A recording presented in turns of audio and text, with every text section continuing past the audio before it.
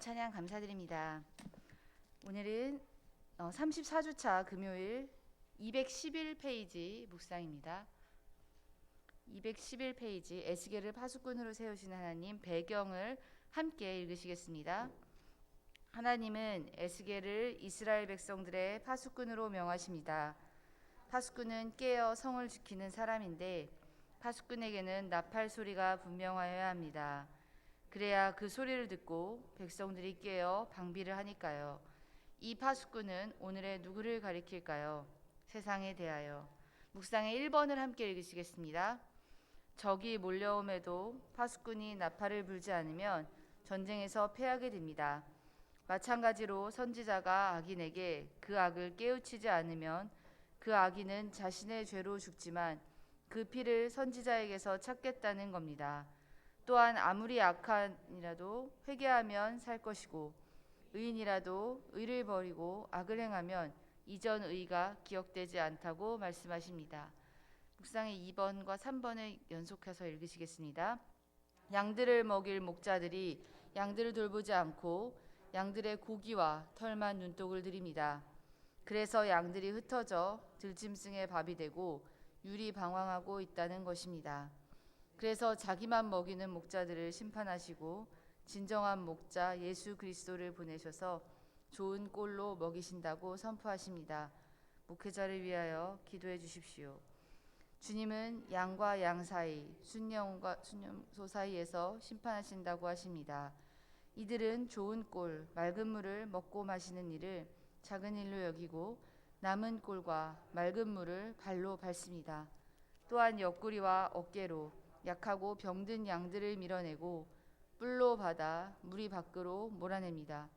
교회를 잘 돌아보십시오. 이런 사람들이 있으니까 이 말씀을 주시겠지요. 에스겔서 33장, 34장에는 말씀을 맡은 자들에게 하시는 하나님의 경고와 심판의 메시지가 있습니다. 특히 33장에는 말씀을 맡은 자들은 그 말씀이 아무리 어려운 말씀이고 특히나 백성의 죄와 회개를 촉구하는 말씀인 경우에는 반드시 전해야 할 것을 말씀하고 있습니다. 에스겔은 포로로 끌려간 바벨론 안에서 하나님의 심판을 선포하였습니다. 2차 포로로 끌려갈 때 에스겔은 함께 갔습니다. 즉 총 3번에 걸쳐서 바벨론이 이스라엘을 데려갔는데요. 그러니까 아직 이스라엘에 남은 사람들이 있을 때였습니다. 하지만 에스겔은 그때 사람들이 그래도 아직 우리가 다시 우리나라로 돌아갈 수 있을 것이다라는 희망을 가지고 있을 때 아니다. 그런 일은 일어나지 않을 것이다. 우리의 조상들과 우리가 범죄하였기 때문에 이곳에 끌려왔고 예레미야는 이미 이전에 70년을 이곳에 있을 것이라고 예언을 하였습니다. 포로로 끌려와 있는 이들에게 희망은 다시 돌아갈 수 있을 거라는 말이 그 말씀이 희망의 메시지일 텐데 에스겔은 도리어 그런 일은 있지 않을 것이다. 남아있는 이스라엘 성마저도 모두 파괴될 것이라는 무시무시한 말씀을 전합니다. 그렇게 하여야 하는 이유는 그것이 맞는 말씀이기 때문입니다. 말씀을 아는 우리가 때로는 전해야 하는 말씀에는 축복의 말씀과 아름다운 말씀 이외에도 회개하여 돌이키지 않으면 심판을 받을 것이다. 즉 우리 주위에 있는 믿는 사람, 가까운 사람 중에서 믿는 사람이 하나님을 믿지 않으면은 천국과 지옥이 반드시 존재한다는 것과 이후의 결과에 대해서 전할 줄 알아야 합니다. 왜냐하면 그것이 진리이기 때문입니다. 오늘 성경은 죄를 지은 사람은 자신의 죄로 죽지만 그 이유를 선지자, 즉 말씀을 아는 사람에게서 찾겠다고 하십니다. 물론 우리가 전하지 않았기 때문에 혹시 복음을 모르고 죽은 사람들로 인해 우리가 같이 지옥을 가는 그런 심판이 아닌 그들의 그 결과를 우리에게서 말씀을 아는 우리에게서 찾겠다는 것입니다. 복음을 전해야 하는 사명이 우리에게 있는 이유 중에 하나가 바로 이것일 것입니다. 사실 이 말씀을 여기서 읽고 있는 저도 마음이 편하지는 않습니다. 이것도 무시무시한 말씀을 저도 지금 해야 되기 때문입니다. 오늘 묵상의 2번에는 이러한 일을 하지 않은 채 자신의 배만 채웠던 이스라엘의 지도자와 특히 제사장들을 향한 하나님의 경고가 나오고 있습니다.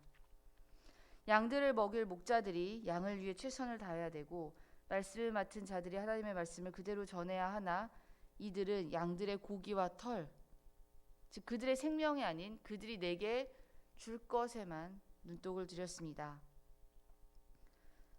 양들이 흩어져 들짐승의 밥이 되고 유리방황하고 있다는 것은 그들이 제대로 된 말씀의 꼴을 먹지 않아서 그들의 배가, 영혼의 배가 줄이고 그들이 제대로 된 말씀을 듣지 않아서 하나님의 선포대로 나아와 회개하고 말씀대로 살지 않고 세상에서 방황하는 이유가 양들을 제대로 먹이지 않은 목자 때문이라고 오늘 에스겔은 말하고 있습니다. 그리하여 하나님께서는 34장에 새로운 하나님께서 스스로 목자가 되실 것이라고 말씀하셨고 또한 내가 한 목자를 그들 위에 세워 먹이게 하리니 34장 23절의 말씀입니다. 그는 내 종 다윗이라 그가 그들을 먹이고 그들의 목자가 될지라. 다윗 왕은 실제로 이스라엘 역사에서 있었던 왕이었고 그러나 이 말씀은 다윗 왕 이후에 쓰여진 말씀입니다. 즉 다윗의 자손으로 오실 예수 그리스도, 우리를 위해 생명을 내어주신 그 목자를 가리키는 말씀입니다. 하나님께서 왜 다윗의 비유를 하셨을까? 또한 다윗의 자손으로 예수님이 오셨기 때문이기도 하지만 다윗은 실제로 목동 출신이었습니다. 다윗은 어린 나이부터 양을 쳤습니다.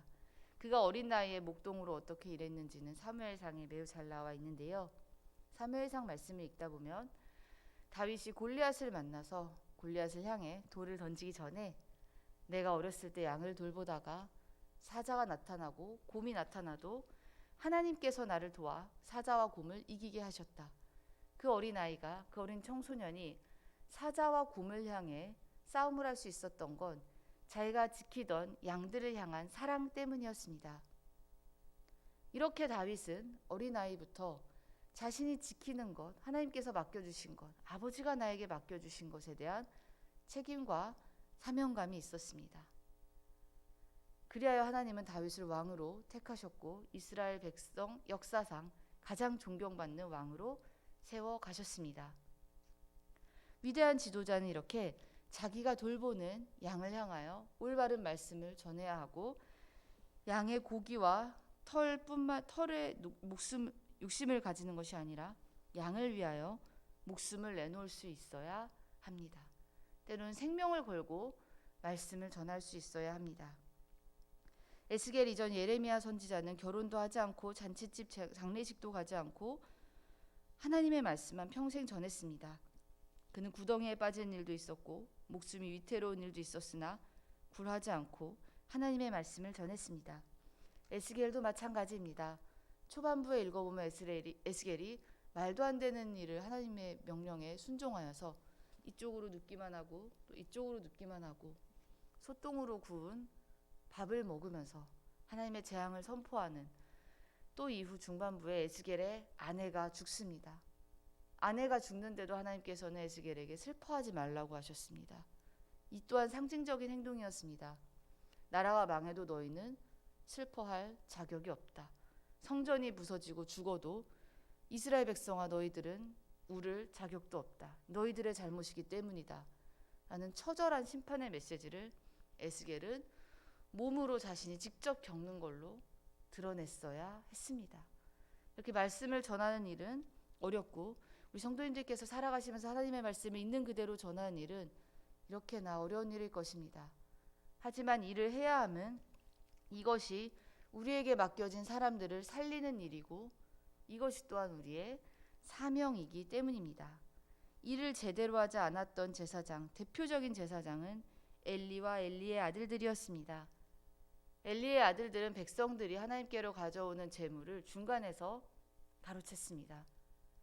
가장 좋은 고깃덩어리, 큰 고깃덩어리를 갈고리로 꿰서 자신의 배를 채웠습니다. 엘리는 이후 심판을 받게 되었고 엘리가 죽을 때에 묘사한 말씀이 참 우리의 마음을 일깨웁니다. 엘리가 비대하여, 즉 자신의 아들들이 전쟁에서 죽었다는 소식을 듣고 비대하여 일어나다가 뒤로 넘어져서 목뼈가 부러져 죽습니다.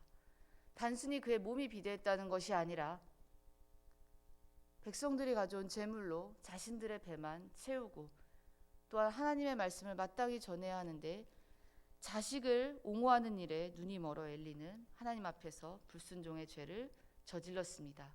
그 결과는 비대하여져서 죽은 것이었습니다. 말씀을 알고 도리어 똑바로 전해야 하는 사람들은 이것이 무섭습니다. 우리가 하나님의 말씀을 알아서 그 말씀대로 살고 순종했을 때 누리는 행복과 축복도 특권이지만, 이것을 제대로 아는 우리는 제대로 전해야 함도 또한 축복과 동시에 함께 받는 의무입니다. 또한 하나님께서는 34장에 계속해서 이제는 지도자들 뿐만이 아니라 백성들 사이에서도 일어나는 일을 심판하고 계십니다.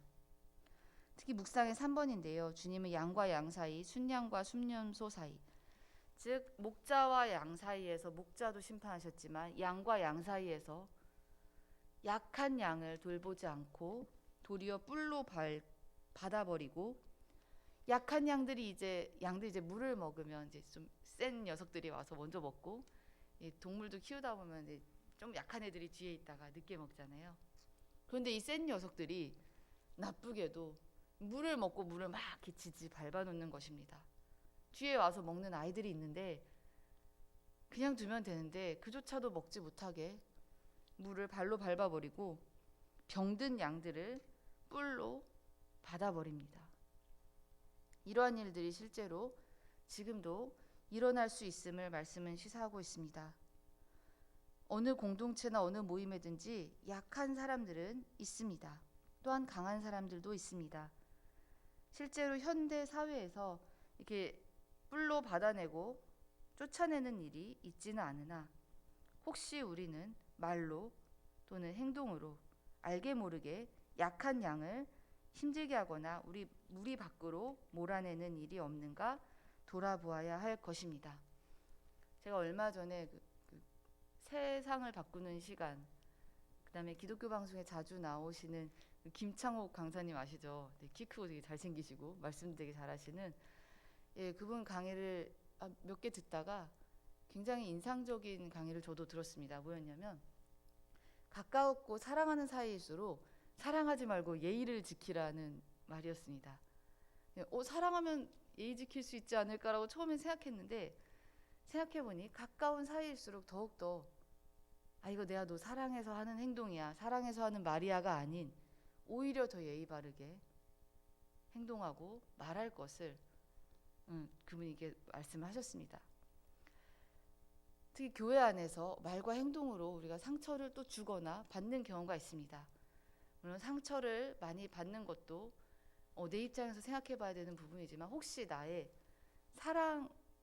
분명히 사랑해서 얘기했는데 상대방에게는 상처가 되는 일이 없는지, 말하기 전에 행동하기 전에 두세 번 더 생각한다면 오히려 더 예의를 갖춰서 말할 수 있지 않을까라는 생각을 해보았습니다.